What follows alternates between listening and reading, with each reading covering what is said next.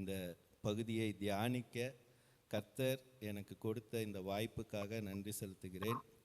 மட்டுமல்லாது பாஸ்டருக்கும் லீடர்ஸ்க்கும் சபைக்கும் என்னுடைய நன்றிகளை நான் தெரிவித்துக் கொள்கிறேன். பாஸ்டர் அடிக்கடி சொல்கிற விஷயம் சேர்ஸ் எதுவும் எம்டியாக இருக்கக்கூடாது அப்படின்னு சொல்லிட்டு, ஆகவே இந்த புதிய சபையிலும் இன்னும் அதிகமான ஆத்துமாக்களை ஆண்டவர் தந்து வழி நடத்துவாராக. தேவன் தாமே அப்படிப்பட்ட கிருபைகளை தருவாராக. நான் இந்த பகுதிக்கு செல்வதற்கு முன்பாக ஒரு வசனத்தை எடுத்து வாசித்து விட்டு செல்லலாம் என்று நினைக்கிறேன். அது சங்கீதம் 119:81. சங்கீதம் 119:81. எடுத்தவர்கள் யாராவது வாசிக்கலாம்?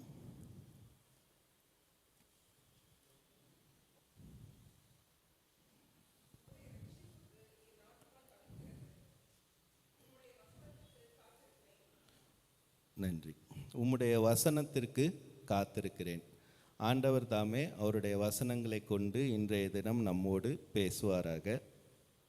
இன்றைய தினம் ஆண்டவர் எனக்கு பேசுவதற்காக உணர்த்திய ஒரு தலைப்பு, ஒருபோதும் மாறாத தேவ அன்பு. இந்த தேவ அன்பானது ஒருபோதும் மாறாத அன்பாய் இருக்கிறது. அதற்கு அடிப்படையாக நான் எடுத்துக்கொண்ட வசனம் சங்கீதம் 103:13. 103வது சங்கீதம் 13வது வசனம். ஆக்சுவலி டிவியில் உங்களுக்கு அந்த ப்ரெசன்டேஷன் வரும், நீங்கள் அதை பார்த்துக்கோங்க. அதில் வசனங்கள் இருக்கும், நீங்கள் அதை குறிப்பிட்டுக்கலாம். சர்வீஸ் முடிஞ்சதுக்கப்புறம் நான் அதை உங்களுக்கு ஷேர் பண்ணுறேன். தகப்பன் தன் பிள்ளைகளுக்கு இறங்குகிறது போல கர்த்தர் தமக்கு பயந்தவர்களுக்கு இறங்குகிறார். இந்த வசனத்தை கொண்டு ஒருபோதும் மாறாத தேவ அன்பு என்ற தலைப்பின் கீழாக நான் பேச விளைகிறேன். இதற்கு நான் எடுத்துக்கொண்ட ஒரு வேத பகுதியானது லூக்கா 15வது அதிகாரம் 11 முதல் 32 வசனங்கள். லூக்கா 15:11 முதல் 32 வசனங்கள். இதில் பார்த்திங்கன்னா இது ஒரு தெரிந்த பகுதி. இது தெரிஞ்ச பகுதியாக இருந்தாலும் அதுலேயும் குறிப்பாக அது தெரிஞ்ச ஒரு உவமை. ஆண்டவர் நிறைய இடத்துல பார்த்திங்கன்னா உவமையை கொண்டு பேசியிருப்பார், எக்ஸாம்பிள்ஸ், பேரபிள்ஸ் கொண்டு பேசியிருப்பார். ஸோ அது தெரிந்த பகுதியாகவே இருந்தாலும் அது ஒவ்வொரு நாளும் புதிய அனுபவத்தை தருவதாக அது வல்லமையாக இருக்கிறது என்று நான் விசுவாசிக்கிறேன். இதிலிருந்து, இந்த பகுதியிலிருந்து நாம் கற்றுக்கொள்ள வேண்டிய விஷயங்களும் அம்சங்களும் நிறையா இருக்குது. அதை நான் உங்களுக்கு சொல்கிறேன். இதில் லூக்கா 15வது அதிகாரம் 1 மற்றும் 2வது வசனங்களை வாசிக்கும்படியாக கேட்கிறேன். 15வது அதிகாரம் 1 மற்றும் 2 வசனங்கள்.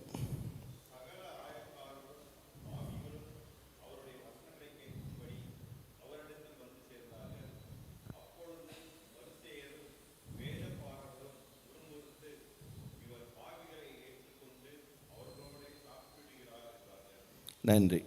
இதில் இந்த வசனத்தில் பார்த்தீங்கன்னா ஆண்டவர் உவமைகளாக சொல்லும்போது சகல ஆயக்காரரும் பாவிகளும் அந்த இடத்துல இருப்பாங்க.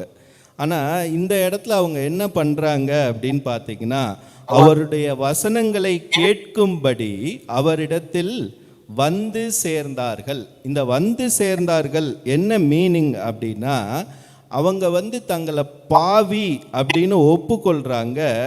அது மட்டும் இல்லாமல் தங்களை பரிசுத்தமாக்கி கொள்ள விருப்பம் எடுத்து ஆண்டவரிடத்திலே சேர்கிறார்கள் என்ற அர்த்தமாக அந்த வசனம், அந்த பகுதி ஆரம்பிக்கிறது. சேர்ந்தார்கள் என்றால் பாவிகளாகிய நாம் தங்களை பரிசுத்தமாக்கி கொள்ள ஆண்டவரிடத்தில் சேருகிற ஒரு அனுபவத்தை அந்த இடத்திலே நாம் பார்க்க முடிகிறது. இதை இன்ற காலத்திற்கு ஏற்றாற் போல நாம் எடுத்துக்கொள்ள வேண்டிய ஒரு பாயிண்ட் என்னவென்றால், இன்று நாம் பாவிகள் என்று ஒப்புக்கொள்கிறோமா என்கிற ஒரு கேள்வி தினமும் நம்முடைய வாழ்க்கையிலே இருக்க வேண்டும். நாம் அதை சிந்தித்து நம்மை பரிசுத்தத்திற்கு ஒப்பு கொடுப்பதற்கு நாம் அழைக்கப்படுகிறோம். நான் வந்து பியூராக இருக்கிறவன், நான் வந்து ரொம்ப இதானவன், என்னைய மாதிரி இந்த உலகத்தில் யாருமே கிடையாதுன்னு ஒரு பெருமை வந்துருச்சுன்னா அந்த இடத்துல வந்து அது அப்படி வரவே கூடாது. நாம் பாவிகள் அப்படின்னு நம்ம என்னைக்கு ஒப்புக்கொள்ளணும். அது வந்து ஒரு நாளில் நடக்கிறது கிடையாது, டே டு டே ஆக்டிவிட்டி. ஏனென்றால் இந்த பரிசுத்தம் என்பது அது ஒரு ப்ராசஸ். அது வந்து சும்மா ஒரு நேரம் நான் பரிசுத்தமாக இருந்தேன், மற்ற நேரம்லாம் நான் ஆண்டவரை விட்டு விலகி போயிடுவேன்னு சொன்னால் அது வந்து நல்லதல்ல. எனவே நாம் பாவிகள் என்று ஒப்புக்கொள்கிறோமா என்ற ஒரு கேள்வியை நாம் தினமும் நம்முடைய வாழ்க்கையிலே கேட்டு நம்மை நாமே பரிசுத்தத்திற்கு ஒப்பு கொடுக்க அழைக்கப்படுகிறோம். அதைத்தான் இந்த பகுதி நமக்கு விளக்கம் அளிக்கிறது. சரி, இதில் நீங்கள் அதில் வந்து பார்த்தீங்கன்னா இப்போ நம்ம அந்த பகுதிக்குள்ளே போயிடலாம்.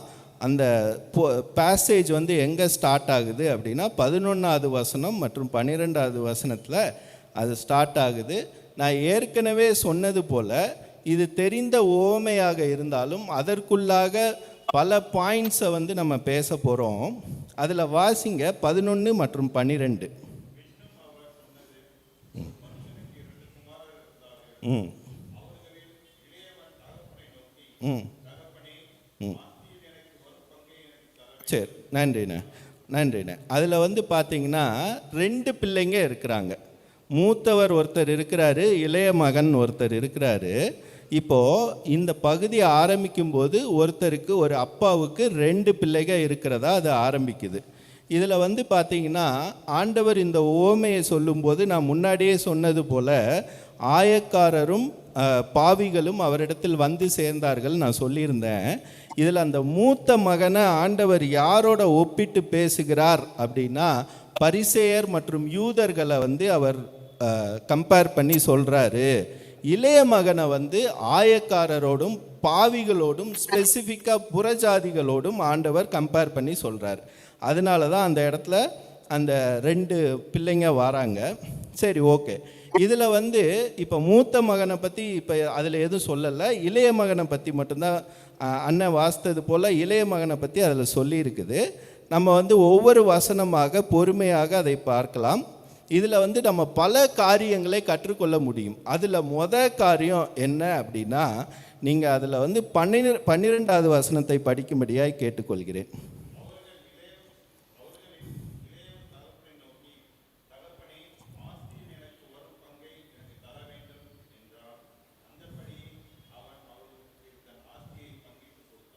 நன்றிண்ணே.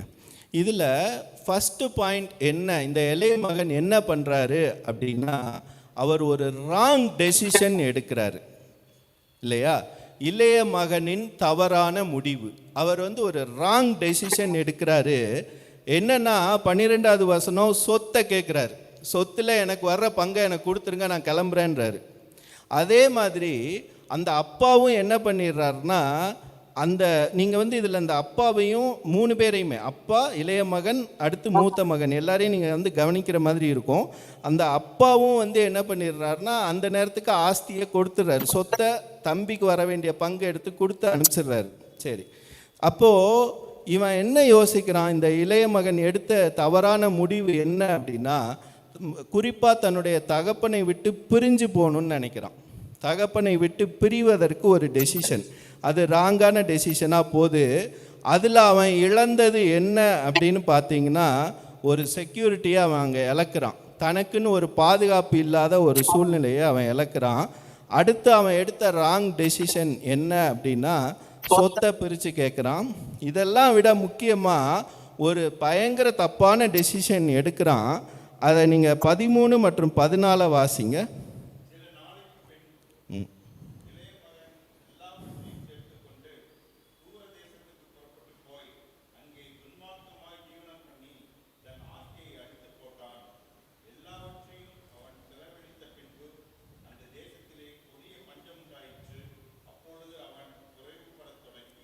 நன்றிண்ணா. இதில் வந்து பார்த்தீங்கன்னா அவன் முதல்ல ஆஸ்தியை பிரித்து கேட்குறான், தகப்பனை விட்டு பிரியணும்னு நினைக்கிறான். அதை விட முக்கியமாக வேற ஒரு கண்ட்ரிக்கு அவன் போயிடுறான், தூர தேசத்திற்கு புறப்பட்டு போகிறான். அது மட்டும் இல்லை, அந்த தேசத்துக்கு அவன் போனதுக்கப்புறம் துன்மார்க்கமாய் ஜீவனம் பண்ணுறான். ஏன்னா அவன் பாக்கெட்டில் இப்போ என்ன இருக்குது? பணம் இருக்குது. பணம் ஆஸ்தி இருக்கிறதுனால, சொத்து அவனுக்கு ஃபுல்லாக வந்துட்டதுனால அவன் வேற ஒரு கண்ட்ரிக்கு ஓடி போயிடுறான். அது மட்டும் இல்லாமல் துன்மார்க்கனமாக ஜீவனம் பண்ண ஆரம்பிச்சிடுறான். அவனுடைய இருந்த சொத்து பணம் எல்லாத்தையும் செலவழிக்க ஆரம்பிச்சிடுறான். இஷ்டம் போல் செலவழிச்சிக்கிட்டு இருக்கிறான். அப்போ என்ன ஆயிடுச்சு? 14வது வசனத்தில் கொடிய பஞ்சம் உண்டாயிற்று. அவன் பணம் கையில் இருக்குதுங்கிறதுக்காக எல்லாவற்றையும், தகப்பன் எல்லாம், தேசம் எல்லாத்தையும் விட்டுட்டு, அண்ணன் மர எல்லாத்தையும் விட்டுட்டு அவன் வேற ஒரு தேசத்துக்கே வந்துடுறான். அவன் இஷ்டம் போல் நடக்கிறான். ஆனால் என்ன ஆயிடுது? பஞ்சம். சரி, ஓகே, பஞ்சம் உண்டாயிருச்சு, அதை நம்ம அப்புறமா பேசுவோம். ஆனால் அதுக்கு அடுத்த வரியிலே என்ன வருது? அப்பொழுது அவன் என்ன ஆக ஆரம்பித்தான்? குறைவுபட தொடங்கினான். என்ன ஆயிடுச்சு? அவனுடைய பையில் இருக்கிற பணம்லாம் கொஞ்சம் கொஞ்சமாக செலவாகி அவனுக்கு பணம் இல்லாமல் ஆகுது. இப்போது நம்ம வாழ்க்கையில் நம்ம முதல்ல யோசிக்கணும். ஒரு முடிவு எடுக்கிறதுக்கு முன்னாடி, நம்ம ஒரு டெசிஷன் எடுக்கிறதுக்கு முன்னாடி நம்ம எப்பயுமே அந்த டெசிஷனை போயிட்டு ஆண்டவர்கிட்ட வச்சு நம்ம அந்த டெசிஷனை எடுக்கிறோமான்னு நம்ம யோசிக்கணும். நம்ம சுய புத்தியின் மேல் நம்ம சாஞ்சிட்டோம் அப்படின்னா நம்மளால் எதுவுமே பண்ண முடியாது. அதனால் நம்ம ஒரு முடிவு எடுக்கும்போது, அது சின்ன விஷயமா இருக்கலாம், பெரிய முடிவாக இருக்கலாம், எந்த ஒரு முடிவு எடுத்தாலும் நம்ம அதை ஆண்டவர்கிட்ட கேட்டு முடிவு எடுக்கிறதுக்கு நம்ம எடுக்கணும். ஸோ இதுதான் ஃபஸ்ட்டு பாயிண்ட்டு, இளைய மகனின் தவறான முடிவு. அடுத்து ரெண்டாவது என்னன்னு பார்த்தீங்கன்னா, பாவத்தோட விளைவுகள். அவன் பாவத்தில் தவறான முடிவு எடுத்ததுனால அவன் பாவத்தில் விழுந்துடுறான். அதோட விளைவுகள் என்ன அப்படின்னு பார்த்தீங்கன்னா, அண்ணன் படித்தது போல் 14வது வசனத்தில் கொடிய பஞ்சம் உண்டாயிற்று. அது மட்டும் இல்லாமல் அதில் 15வது வசனம் படிங்க.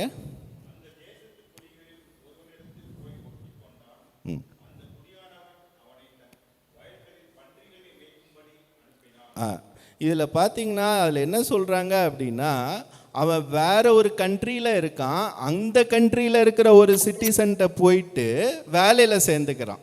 அதுதான் ஒட்டி கொண்டான் அப்படிங்கிறதுக்கு அர்த்தம். அங்கே போய் ஏதோ ஒரு வேலையில் இருக்கணும்னு சொல்லிட்டு, ஏன்னா அவன்கிட்ட இருந்த பணம்லாம் செலவழிஞ்சிருச்சு இல்லையா? அதனால் அவன் இன்னொருத்தனை டிபெண்ட் பண்ணி இருக்கிற மாதிரி வந்துருச்சு. அது மட்டும் இல்லாமல் அவன் எங்கே அனுப்பிச்சானா? வயலில் பன்னிகளை மேய்க்கிறதுக்கு அனுப்பிச்சானான். ஸோ பாவத்துக்குள்ளே நம்ம நிலச்சிருந்தோம்னா நம்மளுடைய விளைவுகளும் இதை மாதிரி தான் இருக்கும். அதில் இன்னும் அதிகமாக நீங்கள் போயிட்டு 16வது வசனத்தை பார்த்தீங்கன்னா, அந்த இளைய மகனோட நிலைமை அங்கே ரொம்ப பரிதாபமாக இருக்கும். நீங்கள் 16வது வசனம் மட்டும் படிங்க.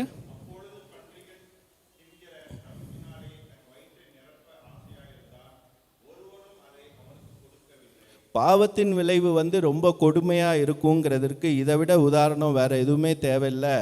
அவன் பன்னிகளை மேய்க்க அனுப்பப்பட்டான். அது மட்டும் இல்லாமல் அந்த பன்னி சாப்பிட்ற உணவுனால் தன்னுடைய பசியை போக்கி கொள்ளணும்னு நினச்சான். ஆனால் அதை யாரும் அவனுக்கு என்ன செய்யலை?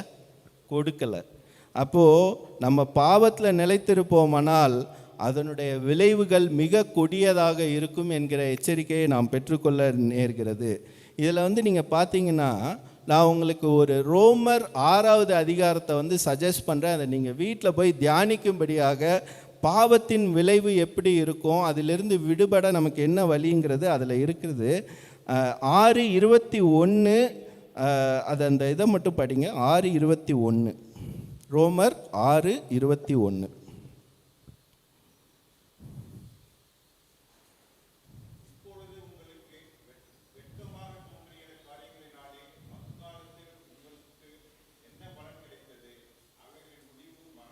இதில் அவங்க என்ன சொல்கிறாங்க அப்படின்னா, நீங்கள் பாவமான காரியங்களில் நிலச்சிருந்தீங்கன்னா அது என்ன மாதிரி காரியம்? வெட்கமாக தோன்றுகிற காரியம். இதெல்லாம் ஒரு காரியமா அப்படின்னு தோணுகிற ஒரு காரியம். அதில் நம்ம நிலச்சிருக்கும்போது அவைகளின் முடிவு என்னவா? மரணம் இல்லையா? அதே மாதிரி அதற்கு கீழே 23வது வசனம் முதல் பகுதியை படிச்சிங்கன்னா அது எல்லாருக்கும் தெரிஞ்ச வசனம் தான். ரோமர் 6:23 பாவத்தின் சம்பளம் மரணம் இல்லையா? அது மட்டும் இல்லை, இந்த பாவத்தின் விளைவுகளை அழகாக விளக்குற மாதிரி யாக்கோபு 1:15 அந்த வசனம் ரொம்ப அருமையாக சொல்லும். என்ன சொல்லணும்னா, அதுவும் நமக்கு தெரிஞ்ச வசனம் தான். இச்சையானது கர்ப்பந்தரித்து பாவத்தை பிறப்பிக்கும், பாவம் பரிபூரணமாகும் போது மரணத்தை பிறப்பிக்கும். அதாவது இச்சை, நம்ம இச்சையில் இருந்தோன்னா அது வந்து பாவத்தை தான் பிறப்பிக்கும். பூரணமாகும் போது அப்படின்னா கம்ப்ளீட்னஸ், அந்த பாவம் சின் வந்து கம்ப்ளீட் ஆகும்போது எதை பிறப்பிக்குமா? மரணத்தை பிறப்பிக்கும்னு சொல்லிட்டு. ஸோ நம்ம பாவத்தில் நிலைத்திராமல் பாவத்தின் விளைவுகளுக்கு விலகி இருக்க நாம் அழைக்கப்படுகிறோம். அப்படின்னா இந்த இடத்துல ஒரு கேள்வி வரும், பாவத்தில் நிலைத்திராமல் இருக்கிறதற்கு என்ன வழி அப்படின்னு. அது வந்து நீங்கள் படிச்சிங்கன்னா தெரியும். 17வது வசனம் படிச்சிங்கன்னா அதில் வந்து உங்களுக்கு தெரியும். 17 படிங்க. இல்லை சாரி லூக்கா 15:17 நம்மளுடைய பகுதியில் 17வது வசனம். நன்றிண்ணா இருக்கட்டும். அவனுக்கு புத்தி தெளிந்த போது. அப்போது இதில் வந்து மனம் திரும்புதல் அப்படிங்கிறது தான் வந்து பாவத்திலிருந்து விடுபடுறதுக்கான ஒரே வழி. So repentance is the only key for come over the sin, இல்லையா? ஸோ இதில் வந்து ஸ்டேஜஸ் ஆஃப் ரிப்பன்டன்ஸ் இருக்குது, மனம் திரும்புதலுக்கு படிகள் இருக்குது. அதில் ஃபஸ்ட்டு தான் என்னது, அவனுக்கு என்ன ஆகுது? புத்தி தெளியுது. அவன் அப்போ தான் வந்து ரியலுக்கு வாரான், இல்லையா? ஸோ அவன் வந்து ஜீவனமாக இது பண்ணிட்டான், துன்மார்க்கமாக ஜீவனம் பண்ணிட்டான், சொத்தெல்லாம் அழிச்சு போட்டான், வேற ஒருத்தன்ட்ட போய் இது பண்ணான், அவன் பண்ணிய மேய்க்க அனுப்பிச்சான். இப்போ அவன் மனம் திரும்புகிறான், இல்லையா? ஸோ நீதிமொழிகள் 2:6 நம்ம படித்தோன்னா அதில் வந்து அவர் வாயினின்று அறிவும் புத்தியும் வரும், இல்லையா? நம்ம ஆண்டவரை வந்து திருப்பி தேடும்போது தான் அந்த புத்தி நமக்கு வருது. ஓகே, இது வந்து அவன் எடுத்த ஃபஸ்ட்டு மனம் திரும்புதலின் ஃபஸ்ட்டு ஸ்டேஜ் வந்து புத்தி தெளிந்த போது. ரெண்டாவது வந்து அவன் வந்து 18வது வசனம் படிங்க. அதில் 18 ஆ ஆ ஆ ம் ம் ம் ம்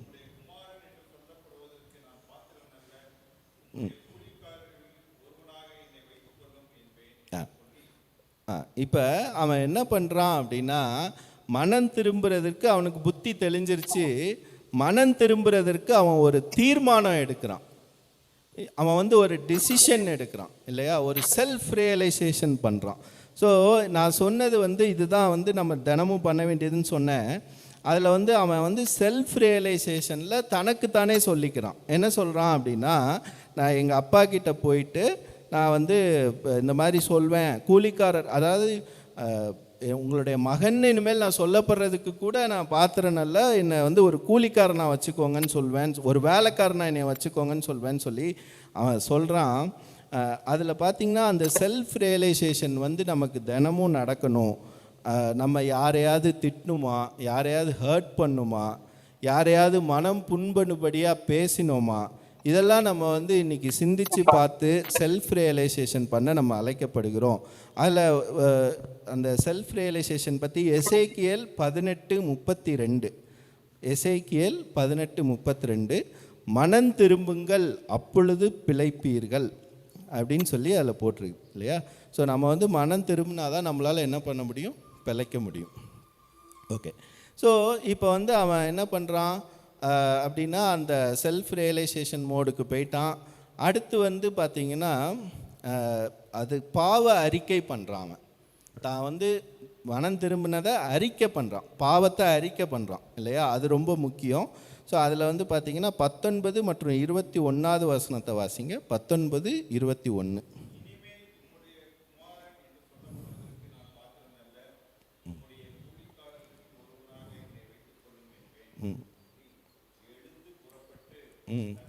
இல்லை 21 வாசிங்க. ஆ ஆ ஆ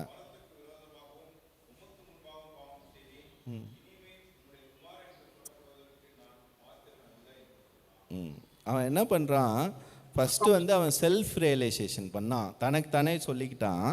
அதை இப்போ தன்னோட தகப்பன்கிட்ட போய் பாவ அறிக்கை பண்ணுறான். அதை வந்து அவன் வந்து அறிக்கையாக பண்ணுறான். அவன் சொன்னதை, அவன் தனக்கு தானே பேசிக்கிட்டதை, பாவத்திலேருந்து வெளியில் வரணும்னு சொல்லி இது பண்ணதை அவன் வந்து அங்கே போய் சொல்கிறான், இல்லையா? ஸோ இந்த இடத்துல என்ன நடக்குது அப்படின்னு பார்த்தீங்கன்னா, அவன் வந்து என்ன சொல்கிறான், இனிமேல் நீங்கள் வந்து என்னை மகனே சொல்லாதீங்க, என்னை வேலைக்காரனாக வச்சுக்கோங்கன்னு சொல்கிறான். அந்த இடத்துல என்ன பண்ணுறான்னா, அவன் தன்னைத்தானே தாழ்த்தி ஒப்பு கொடுத்து அந்த பாவ அறிக்கையை பண்ணுறதை நம்மளால் பார்க்க முடியுது.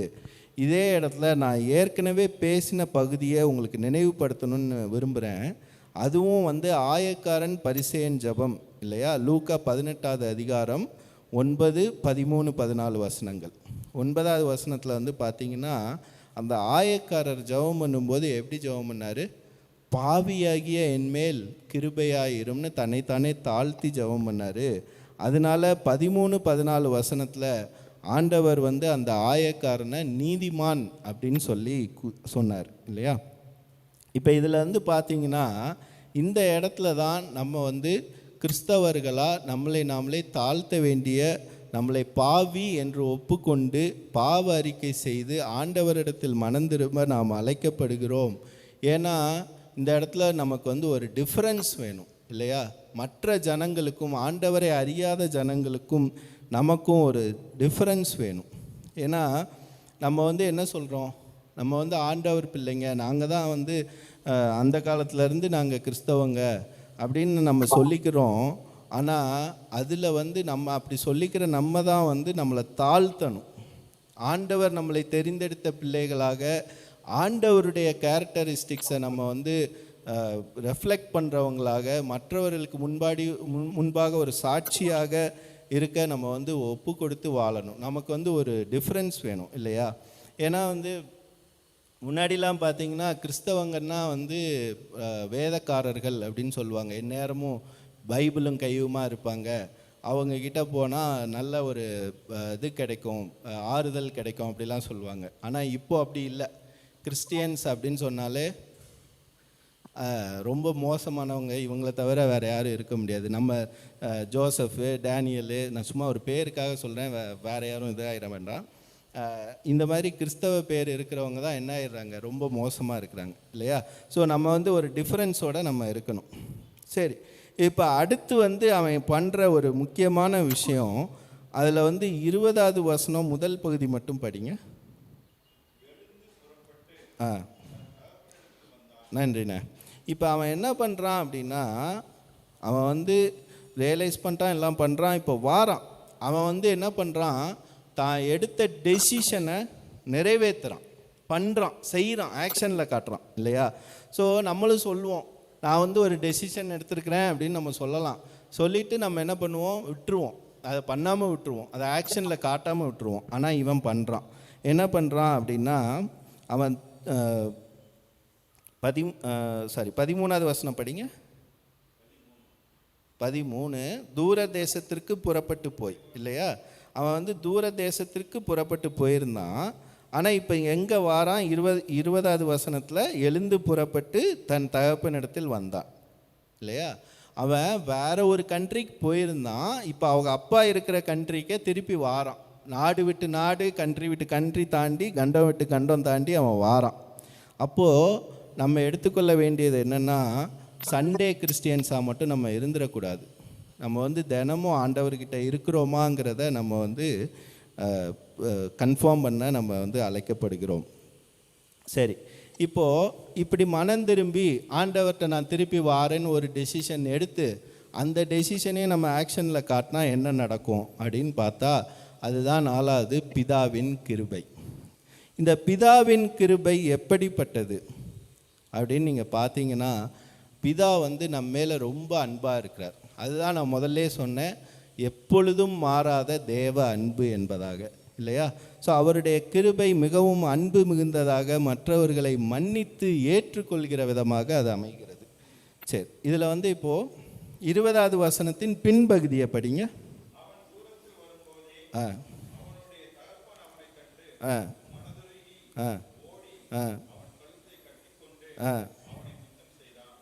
பாருங்க, இப்படி ஒரு தகப்பன் கிடைப்பாரா நமக்கு? அவர் என்ன பண்ணுறாரு, தூரத்தில் வரும்போதே அப்படின்னா என்ன அர்த்தம்? தான் பையன் தூரத்தில் வரும்போதே அப்படிங்கும்போதே அந்த இடத்துல யார் இருக்கா? தகப்பனோட ப்ரெசன்ஸ் இருக்குது. அவர் வெயிட் பண்ணிகிட்டு இருக்கிறார். அதுதான் நான் சொல்ல வரேன் இல்லையா? காத்திருந்தார். அவர் மகன் வர்றதுக்காக வெயிட் பண்ணிகிட்டு இருக்கிறாரு. அது மட்டும் இல்லை, அவனை கண்டு மனதுருகி ஓடி கழுத்தை கட்டி கொண்டு முத்தம் செய்தான். அவரால் என்ன செய்ய முடியல, இருக்க முடியலை. மகனை பார்த்தவொடனே இருக்க முடியலை. என் மகன் திருப்பி என்கிட்ட வந்துட்டான்ங்கிற ஒரு சந்தோஷத்தில் அவர் அதை வந்து செய்கிறாரு. சரி, இப்போ 21வது வசனம் நீங்கள் திருப்பி படித்து பார்த்தீங்கன்னா அதில் இளைய மகன் வந்து தகப்பன்கிட்ட வந்து பாவ அறிக்கை பண்ணுறதை நம்ம பார்க்குறோம். இப்போ 22வது வசனம் மற்றும் 23வது வசனம் படிங்க. ஆ ஆ ம் ம் ம் ம் ம் போதுண்ணே, நன்றிண்ணே. இப்போ என்னென்னா, அவர் பாருங்க, முதல்ல தூரத்தில் வரும்போதே மகனுக்காக வெயிட் பண்ணிக்கிட்டு இருந்திருக்கிறாரு. அவனை பார்த்த உடனே மனதுருகி அவர்கிட்ட ஓடி போய் கழுத்தை கட்டி கொண்டு முத்தம் பண்ணுறாரு. ஆனால் இதையும் மீறி அவர் என்ன பண்ணுறாருன்னா, அதாவது அந்த 22, 23 வசனத்தில் உயர்ந்த வஸ்திரத்தை கொண்டு வந்து அவனுக்கு உடுத்தி கைக்கு மோதிரத்தையும் கால்களுக்கு பாதரட்சைகளையும் போடுங்கள், கொளுத்த கன்றை கொண்டு வந்து அடிங்கள்னா என்ன சொல்கிறாருன்னா, அவர் வந்து அந்த பையனை தன்னுடைய அவன் இருந்த முந்தின நிலைமைக்கு அவனை வந்து நல்ல பார்த்துக்கிட்ட நிலைமைக்கு அவனை கொண்டு வர பார்க்குறார் இல்லையா? இதே இது உலக அப்பாவாக இருந்தால் என்ன பண்ணியிருப்போம்?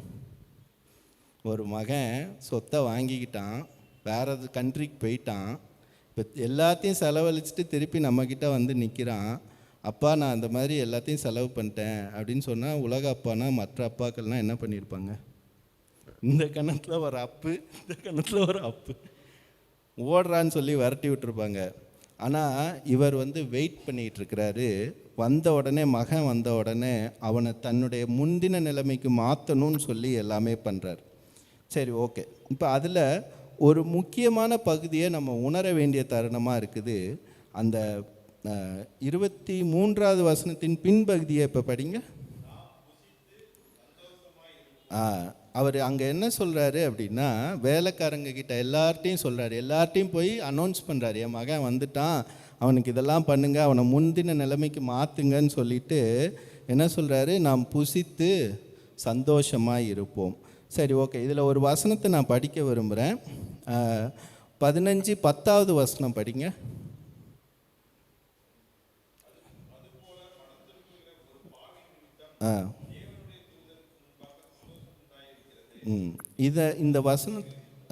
இந்த வசனத்தை தான் ஆண்டவர் வந்து இந்த ஓமையிலையும் சொல்கிறார் இல்லையா?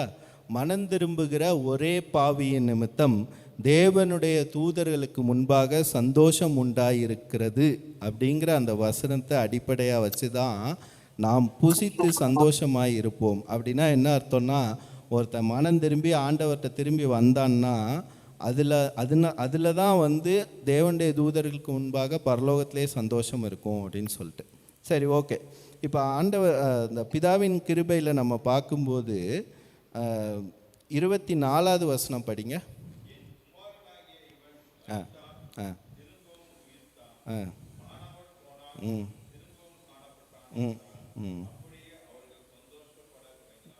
இப்போ என்ன ஆயிடுச்சு அப்படின்னா, அவங்க அப்பா இளைய மகன் வந்துட்டார், வேலைக்காரங்க எல்லாம் இருக்காங்க. என் குமாரனாகிய இவன் மரித்தான், திரும்பவும் உயிர்த்தான், காணாமற் போனான், திரும்பவும் காணப்பட்டான்னு சொல்கிறாரு. அப்படியே எல்லாரும் என்ன ஆரம்பிச்சிட்டாங்க, ஹாப்பியாக இருக்க ஆரம்பிச்சிட்டாங்க. இந்த இடத்துல பிதாவின் கிருபை அப்படின்னு நம்ம சொல்கிறதுனால இதில் வந்து பிதாவின் கிருபை எப்படிப்பட்டது அப்படிங்கிறத நம்ம பேசுகிறோம். ஆனால் இந்த கிருபையை இழந்தவர்களும் நம்ம வேதத்தில் எப்படி வாழக்கூடாதுங்கிறதுக்கு உதாரணமாகவும் இருக்காங்க. அது வந்து நான் எப்படி சொல்கிறேன்னா, ஒரு எச்சரிக்கையாக நம்ம எடுத்துக்கொள்ள வேண்டியதாக இருக்கிறதுனால இதை நான் சொல்கிறேன். 2 பேர் பிதாவின் கிருபையை இழந்து போனார்கள். அதில் ஒன்று வந்து யார்? ஆண்டவரை காட்டி கொடுத்த யூதாஸ்காரியோத். மத்தேயு 27வது அதிகாரம் 4வது வசனம். மத்தேயு 27:4. நன்றி. அவன் என்ன சொல்கிறான், இது வந்து யூதாஸ்காரியோத்து ஆண்டவரை வந்து சிலுவையில் அரைஞ்சிட்டாங்கன்னு சொல்லி கேள்விப்பட்டதுக்கப்புறமா தனக்கு பணம் கொடுத்தவங்க கிட்ட போய் சொல்கிறான், குற்றமில்லாத இரத்தத்தை காட்டி கொடுத்ததினால் பாவம் செய்தேன். அவன் என்ன பண்ணுறான், தன்னுடைய மனம் திரும்புதலுக்கு ஒரு டெசிஷன் எடுத்தான். ஆனால் அந்த டெசிஷனை ஆக்ஷனில் காட்டினான்னு நம்ம பார்க்கணும். அப்படியே 5வது வசனம் படிங்க. ஆ ஆ ஆ 4 கொண்டு செத்தான். அதாவது அவன் மனம் திரும்பணும்னு ஒரு டெசிஷன் எடுத்தான், ஆனால் அதை அவன் ஆக்ஷனில் காட்டலை. மாறா 4 கொண்டு செத்தான்னா என்ன அர்த்தம்னா சூசைட் பண்ணிக்கிட்டான். அவன் வந்து செத்து போனான், தற்கொலை பண்ணிக்கிட்டான் இல்லையா? ஸோ மனம் திரும்புகிற திட்டத்தை நிறைவேற்றாமல் போனோன்னா நம்ம நிலைமையும் பிதாவுடைய கிருபையை இழக்கிற மாதிரி வந்துடும். சரி, இன்னொரு எச்சரிக்கை என்ன அப்படின்னு பார்த்தீங்கன்னா, இன்னொன்று வந்து யாருன்னா சிலுவையில் அறையப்பட்ட, இயேசுவோடு சிலுவையில் அறையப்பட்ட ஒரு கள்ளன். ஒரு கள்ளர் திருந்திடுவார், இன்னொருத்தர் இது லூக்கா 28:39, நீ கிறிஸ்துவானால் உன்னையும் எங்களையும் ரட்சித்துக்கொள் என்று அவரை இகழ்ந்தான். அதாவது ஒரு கள்ளன் வந்து பாவ அறிக்கை பண்ணி உடனடியாக கிருபையை வாங்கிக்கிறாரு, ஆனால் இன்னொரு கள்ளன் வந்து பிதாவினுடைய கிருபையை இழந்தவராகிறார். அந்த இடத்துல வந்து நீ கிறிஸ்துவானால் உன்னையும் காப்பாற்றிக்கோ எங்களையும் காப்பாற்றி விடுன்னு அவரை போய் இகழ்ந்துடுறார். இது வந்து இன்றைக்கி நம்ம பிதாவின் கிருபையை இழப்போமானால் நம் நிலைமையும் பரிதபிக்கப்பட்டதாக இருக்கும். எனவே நாம் வந்து ரொம்ப எச்சரிக்கையாக இருக்க வேண்டியது அவசியமாகிறது. அது மட்டும் இல்லாமல் இந்த பிதாவின் கிருபை எப்படி வெளிப்படுது அப்படின்னு பார்த்தீங்கன்னா, பிதாவின் அன்பு மன்னிப்பு மிகுந்ததாய் அனைவரையும் ஏற்றுக்கொள்ளும் விதமாய் அது இருக்கிறது இல்லையா? ஸோ நான் சொல்கிறேன், மனுஷனோட அன்பு வந்து எப்படி இருக்கும்? போலியாக ஒரு ஃபேக்காக இருக்கும் இல்லையா? அவன் ஏமாத்திடுவான். ஆனால் பிதாவின் அன்பு ஒருபோதும் வந்து ஏமாத்தாத அன்பு இல்லையா? அது வந்து மன்னிப்பு மிகுந்ததாய் அனைவரையும் ஏற்றுக்கொள்கிறதாய் இருக்கிறது. சரி, அடுத்த பாயிண்ட் பார்த்திங்கன்னா, மூத்த மகனின் மனநிலை மற்றும் தேவனுடைய இருதயம். இந்த மூத்த மகன் இப்போ எப்படி அதுக்கு ரியாக்ட் பண்ணுறான்? ஏன்னா ஆண்டவர் வந்து ஒருத்தர் தன்கிட்ட திருப்பி வந்துட்டார், அவரை சேர்த்துக்கிட்டாரு. அப்படின்னா இந்த இன்னொரு மகன் வந்து அதை எப்படி, அவரோட மைண்ட் செட் எப்படி இருக்குன்னு பார்க்குறதுக்கு 25வது வசனம் லூக்கா 15:25 பார்த்தீங்கன்னா, அவர் எங்கே இருக்காராம்? வயலில் இருந்தார். 26 படிங்க.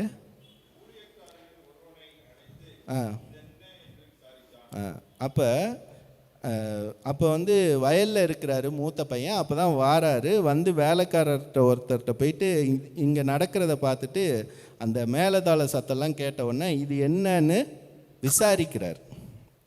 அப்போ இந்த இடத்துல நம்ம எடுத்துக்கொள்ள வேண்டிய ஒரு விஷயம் என்ன அப்படின்னா, நம்ம சபையாக ஆண்டவரை வந்து நம்ம ஏற்றுக்கொண்டு இருக்கிறோம். இப்போ புதுசாக ஒரு ஆத்துமாக்கள் வராங்கன்னு வச்சுக்கோங்க, ஒரு 10 பேர் வராங்க, ஆண்டவர்கிட்ட நாங்கள் மனம் திரும்பி இந்த மாதிரி பாவ காரியங்களில் இருந்தோம், இந்த மாதிரி நாங்கள் வாரோம் அப்படின்னு சொன்னாங்கன்னா, ஆண்டவர்களை ஏற்றுக்கொண்டவர்களாகிய மூத்த மகனுடைய நிலைமையில் இருக்கிற நம்ம அவங்கள விசாரிக்கணும், அவங்கள சேர்த்து கொள்ளணும். அப்படிங்கிறது இங்கே ஒரு முக்கியமான விஷயமா இருக்குது. அது மட்டும் இல்லாமல் நம்ம சந்தோஷப்பட்டு ஆண்டவருக்கு நன்றி சொல்லணும். ஆண்டவர்கிட்ட அவங்களும் வராங்க அப்படிங்கிறதுக்கு நம்ம வந்து அதை ஆண்டவருக்கு நன்றி சொல்லி, ஏன்னா நம்ம புதிய ஆத்துமாக்கள் சபையில் வரணும்னு விரும்பும்போது அவங்க வரும்போது ஆண்டவருக்கு நம்ம நன்றி சொல்லணும் இல்லையா? ஆனால் அதில் 28வது வசனம் படிங்க. அந்த மூத்த மகன் என்ன பண்ணுறாருன்னு பார்ப்போம்.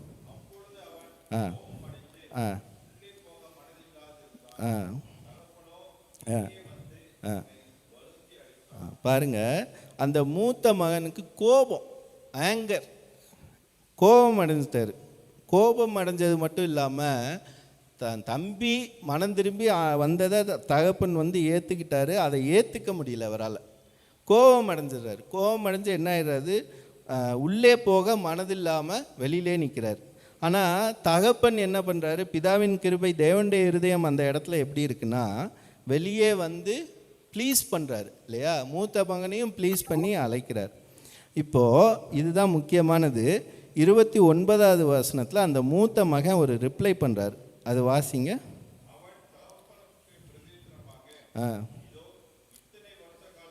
ம் ம் ம் ம்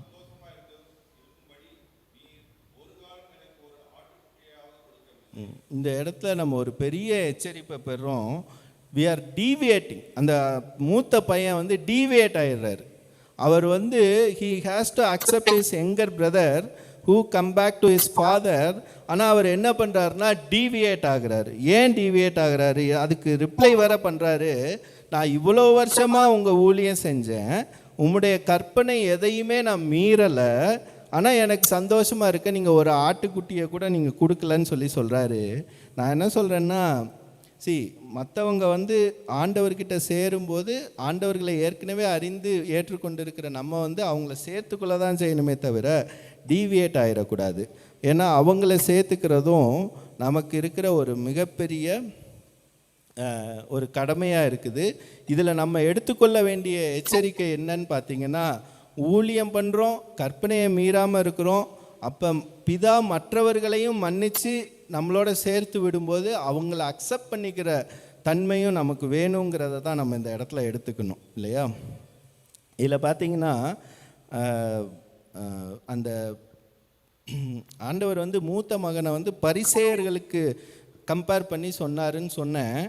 அது வந்து ஏன்னா அந்த லூக்கா 18வது அதிகாரம், இதுக்கு முன்னாடி நான் சொன்ன எக்ஸாம்பிளில் அவர் சொல்லியிருப்பார், தன்னை நீதிமான் என்று நம்பி மற்றவர்களை ஏளனப்படுத்தும் பரிசேயர். ஸோ அந்த பரிசேயர்களுக்கு வேலையே அதான், தங்களை நீதிமான்னு சொல்லிப்பாங்க, பாவின்னு ஒத்துக்கிறவனை போயிட்டு கிண்டல் பண்ணுவாங்க, ஏளனப்படுத்துவாங்க. ஸோ அது மாதிரி நம்ம இருந்து விடக்கூடாதுங்கிறத தான் நான் சொல்கிறேன். இப்போ தேவனுடைய இருதயம் எப்படி இருக்குது அப்படின்னு பார்த்தீங்கன்னா 31, 32 படிங்க. ஆ ம் ஆ ம் ம் ம் ம் ம் ம் இங்கே ஆண்டவர் என்ன சொல்கிறாரு அப்படின்னா, அந்த தகப்பன் வந்து ரிப்ளை பண்ணுறாரு மூத்த பையன்ட்ட, நீ எப்போதும் என் கூட தான்ப்பா இருக்கிற, எனக்கு இருக்கிறதெல்லாம் உனக்கு இருக்கிறது தான், நீ ஏன் கேட்குற, எடுத்துக்கோன்னு சொல்கிறாரு. அது மட்டும் இல்லாமல் 2வது பையன் வந்து என்ன பண்ணான், மரித்தான், உயிர்த்து என்கிட்ட வந்துட்டான், காணாமற் போனால் திருப்பி என்கிட்டே வந்து சேர்ந்துட்டான். அதனால் நம்ம எல்லாருமே சேர்ந்து சந்தோஷமாக இருக்கணும் அப்படிங்கிற அந்த பாவத்திலிருந்து மன்னிப்பை பெற்று ஆண்டவர் ஏற்றுக்கொள்வதை அந்த இடத்துல அவர் காட்டுறாரு. அதனால தான் அந்த 15வது அதிகாரத்தில் 7வது மற்றும் 10வது வசனங்களை திருப்பியும் நாம் சந்தோஷப்பட்டு மகிழ்ச்சியாக இருக்க வேண்டுமே அப்படிங்கிறத அவர் வந்து சுட்டி காட்டுறாரு. நீங்கள் அந்த வசனங்களை படித்தீங்கன்னா, மனம் திரும்புகிற ஒரே பாவியின் நிமித்தம் தேவனுடைய தூதர்களுக்கு முன்பாக சந்தோஷம் உண்டாயிருக்கிறதுன்னு வரும். அதில் அந்த 7வது வசனம் மட்டும் படிங்க, 15:7. ம் ம் ஆ ம் ம் அதாவது ஏற்கனவே மனம் திரும்பி நீதிமான்களாக இருக்கிறவங்களை காட்டிலும் எதில் சந்தோஷம்னா, இப்போ புதுசாக மனம் திரும்பி வர்றவங்களை சேர்த்துக்கிறதுல தான் அந்த சந்தோஷம் அடங்கி இருக்கிறது அப்படிங்கிறத சொல்கிறாங்க. இந்த இடத்துல தான் நான் வந்து ஒரு முக்கியமான விஷயத்தை சொல்லணும்னு ஆசைப்பட்றேன். ஏன்னா இந்த லூக்கா 15வது அதிகாரத்தில் ஆண்டவர் ஒரு கொஸ்டினோடு அதை முடிக்கிறாரு. தவிர அதாவது அவர் வந்து ஒரு சொல்கிறாரு, ஆனபடியினாலே நாம் சந்தோஷப்பட்டு மகிழ்ச்சியாக இருக்க வேண்டுமே என்று சொன்னார் என்றார்னு சொல்லி முடிஞ்சிருது. அதை வந்து ஒரு கேள்வியோடு ஆண்டவர் விட்டுறாரு. ஏன்னா அந்த மூத்த மகன் 2வது மகனை அக்செப்ட் பண்ணிக்கிட்ட மாதிரி இல்லை இல்லையா?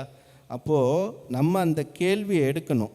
ஸோ இதில் வந்து பாவத்திலேருந்து அப்போ விடுபட்டோம், மனம் திரும்பிட்டோம், எல்லாம் பண்ணிட்டோம். அப்போ அது வந்து எந்த இடத்துக்கு நம்மளை எடுத்துகிட்டு போகுது அப்படின்னு சொல்லி நம்ம பார்த்தோம்னா, மனம் திரும்பினதுக்கப்புறம் நம்ம எதில் இருப்போம்? பரிசுத்தத்தில் நிலச்சிருப்போம், ஹோலினஸில் நம்ம நிலச்சிருப்போம். ஸோ அப்படின்னா நமக்கு ஒரு கொஸ்டின் வரும், அதனுடைய அதாவது பாவத்திலேருந்து மனம் திரும்பி பரிசுத்தத்திலேயே நிலச்சிருந்தா, ஹோலினஸ்லேயே இருந்தா, ஸ்டே பண்ணால் என்ன கிடைக்கும் அப்படின்னு சொல்லி பார்த்தோம். அப்படின்னா இப்போ நம்ம பாவத்திலே இருந்தோம்னா மறிச்சிருவோம், காணாமற் பட போயிடுவோம். அது வந்து ஏற்கனவே நம்ம பார்த்தோம். மனம் திரும்பி ஆண்டவரிடத்தில் பரிசுத்தத்தை தினமும் நம்ம தேடினோன்னா திரும்பவும் உயிர்த்து வருவோம், திரும்பவும் காணப்படுவோம். அதுவும் நம்ம ஏற்கனவே பார்த்துட்டோம். இப்போது application in the life of this holiness வந்து ரொம்ப இம்பார்ட்டண்ட். அதில் 1 பேதுரு 1:16 படிங்க. 1 பேதுரு 1:16.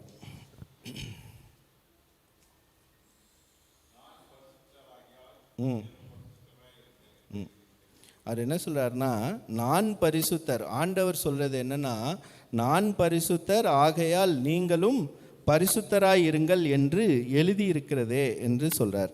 ஸோ நாம் தினமும் பரிசுத்தத்தை பெறுகிற அனுபவத்தை நம்ம தேட வேண்டும். பரிசுத்தத்திலே நாம் நிலைத்திருக்க வேண்டும். அந்த நம்மளுடைய வாழ்க்கையில் அதை நம்ம அப்ளை பண்ணணுங்கிறது தான் அதில் வருது. இப்போ இதில் பார்த்திங்கன்னா நம்ம சொல்லலாம், ஸ்மோக் பண்ணுறாங்க, ட்ரிங்க் பண்ணுறாங்க, இந்த மாதிரி மற்ற காரியங்கள்லாம் பண்ணுறாங்க, அது மட்டும்தான் பாவமா? இல்லை. ஏன்னா தேவனை விட்டு நம்ம தூரமாக போகிறதே ஒரு பாவம்தான் இல்லையா? ஸோ இன்றைக்கி நமக்கு நம்மளை டீவியேட் பண்ணி விடுறதுக்கு நிறைய காரியங்கள் உலகத்தில் இருக்க தான் செய்யுது இல்லையா? ஸோ உலக சோதனைகளாக இருக்கலாம், கவலையாக இருக்கலாம், அது மட்டும் இல்லாமல் மொபைல் ஃபோன் யூஸ் பண்ணுறதா இருக்கலாம், லேப்டாப்பை பார்த்துக்கிட்டே இருக்கிறதா இருக்கலாம், முக்கியமாக வேலையாக இருக்கலாம், அது எல்லாமே உலக ஃப்ரெண்ட்ஸாக இருக்கலாம். இது எல்லாமே நம்மளை டீவியேட் பண்ணுற ஒரு காரியங்கள். அதுவே நம்மளை ஆண்டவரை விட்டு தூரமாக பிரிச்சிடும். அதுவே பாவம்தான் இல்லையா? அதனால் நம்ம தினமும் பரிசுத்தத்தில் நம்ம இருக்கணும்.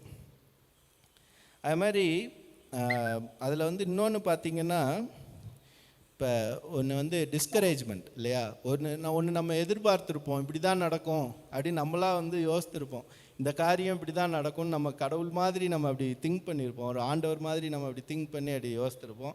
கடைசியில் ஆண்டவருக்கு அது சித்தமாகவே இருந்திருக்காது, நடந்திருக்காது, டிஸ்கரேஜ்மெண்ட் ஆகிடுவோம் இல்லையா? அப்போது அந்த டிஸ்கரேஜ்மெண்ட்டும் நம்மளை டீவியேட் பண்ணுறதுக்கு வாய்ப்பு இருக்குது. அதுக்காக நான் சொல்கிறேன், ஒரே ஒரு வசனம் அதை ஊக்கப்படுத்துறதுக்காக. யோவான் 15:7.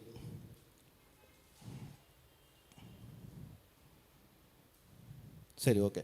நீங்கள் என்னிலும், அந்த வசனம் தானே, என் வார்த்தைகள் உங்களிலும் நிலைத்திருந்தால் நீங்கள் கேட்டுக்கொள்வது எதுவோ அது உங்களுக்கு கொடுக்கப்படும் இல்லையா? ஸோ அதனால் ஆண்டவர் அவருடைய நாமத்தினால நம்ம நிலைச்சிருந்து கேட்கும்போது அதை தருவார். அந்த ஒரு என்கரேஜ்மெண்ட்காக நான் சொல்கிறேன். இப்போது சரி, இந்த பரிசுத்தத்தில் நிலைத்திருக்கிறதுன்னு நம்ம பேசுகிறோம். இதில் ஒருத்தர் நமக்கு ஒரு எக்ஸாம்பிளுக்காக எடுத்துக்கலாம். 1 தீமோத்தேயு 1:15-16.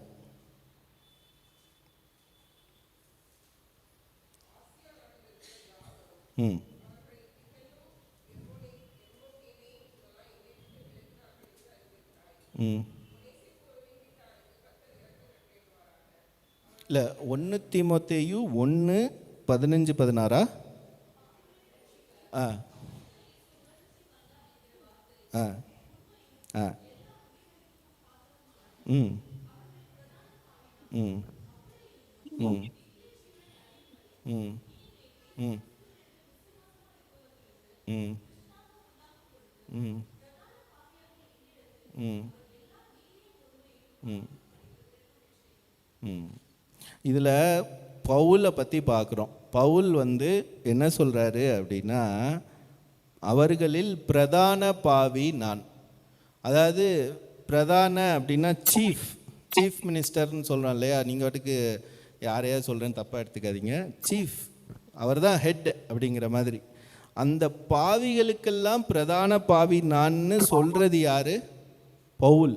இந்த பவுல் என்ன பண்ணார் அப்படின்னு பார்த்தீங்கன்னா, சவுலாக இருக்கும்போது வீடுகள் தோறும் உள்ளே நுழைந்து புருஷர்களையும் ஸ்திரீகளையும் இழுத்து கொண்டு போய் எதில் போட்டாராம்? ஜெயிலில் போட்டவர். அவர் அப்படி இருக்கும்போது பாவியாக இருந்ததை உணர்றார். கிறிஸ்தவர்களை, சபைகளை துன்புறுத்தினதை வச்சுட்டு பிரதான பாவி நான் அப்படின்னு சொல்கிறாரு 15வது வசனத்தில்.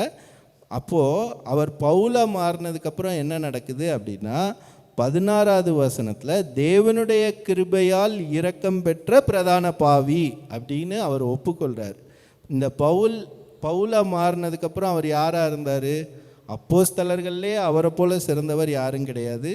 தேவனால் வல்லமையாக பயன்படுத்தப்பட்ட ஊழியக்காரங்களையும் அவரை விட மிஞ்சின ஊழியக்காரங்க கிடையாது இல்லையா? ஆனால் அந்த பவுலே என்ன சொல்கிறாரு அப்படின்னா, தேவனுடைய கிருபையால் இரக்கம் பெற்ற பிரதான பாவி நான் அப்படின்னு சொல்லி தன்னைத்தானே தாழ்த்தி ஒப்பு கொடுக்கிறார். ஆகவே இந்த பரிசுத்தம் என்பது நம்மளுடைய வாழ்க்கையில் ஒரு முக்கியமான ஒன்று. அதற்கு முன்பாக நம்மளை நாமே பாவி அப்படின்னு ஒப்புக்கொண்டாதான் அந்த பரிசுத்தம் உள்ளே வர முடியும். நம்ம இன்னும் நம்மளை நாமளே வந்து ஏமாற்றி கொள்ளாதபடி எச்சரிக்கையாக இருக்க நம்ம அழைக்கப்படுகிறோம்.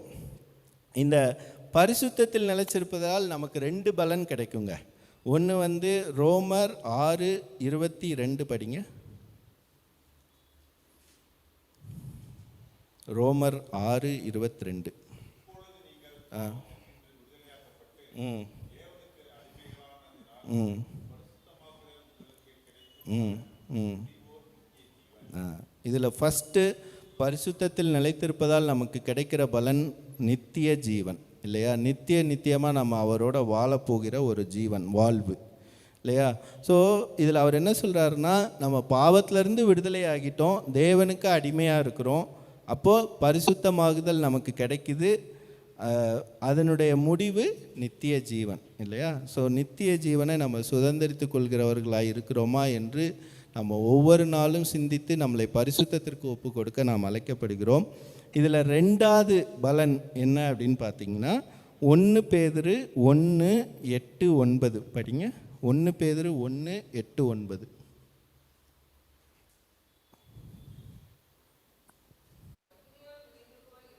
ம் ம் ம் ம் 2வது வந்து பார்த்திங்கன்னா ஆத்தும ரட்சிப்பு.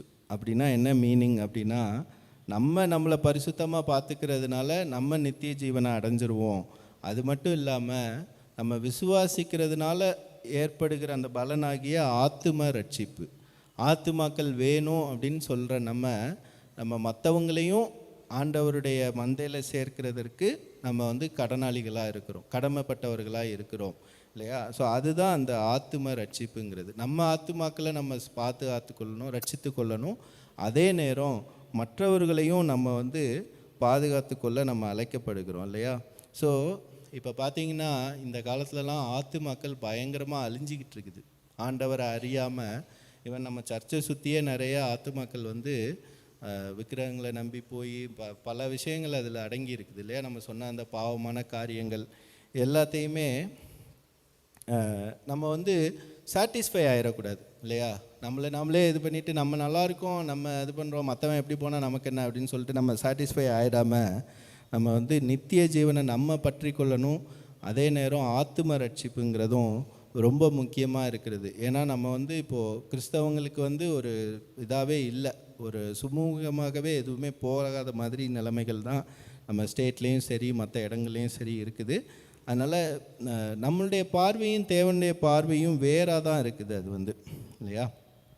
ஆகவே நம்ம வந்து எழுந்து புறப்பட்டு தகப்பனிடத்திற்கு திரும்பி வரணும்.